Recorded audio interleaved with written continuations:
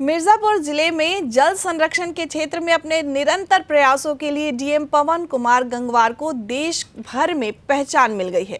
जल जीवन मिशन और अटल भूजल जैसे कार्यक्रमों के तहत उन्होंने तालाबों का गहरीकरण, सोकपिट और बंदे निर्माण, समतलीकरण और वन क्षेत्रों में ट्रेंच जैसी पहल की है। इसके साथ ही लोहंदी, खजूरी और कर्णावती जैसी छोटी नदियों का जीर्णोद्धार कर जिले में जल संचय को मजबूत बनाया है।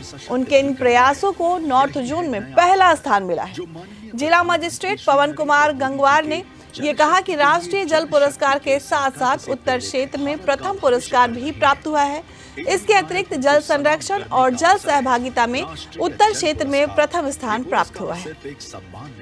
बल्कि एक प्रेरणा है कि जब बेसिकली पहली बार कर्णावती नदी में जो पुनर्जीवित करने के कार्य किए गए थे, उसकी वजह से 1 करोड़ रुपए की प्रोत्साहन राशि के साथ पुरस्कार इस जनपद को प्राप्त हुआ था।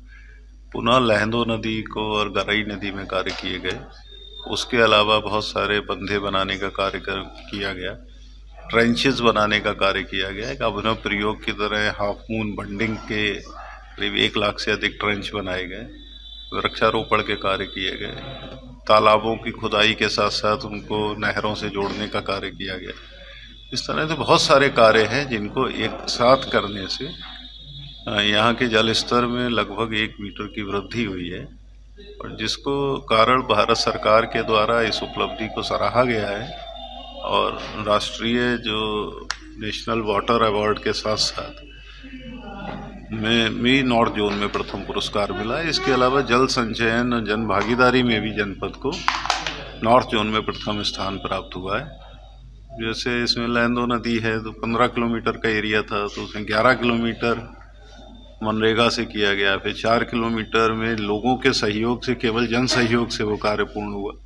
इसी तरह गरई नदी में भी करीब 22 किलोमीटर में कार्य किया गया।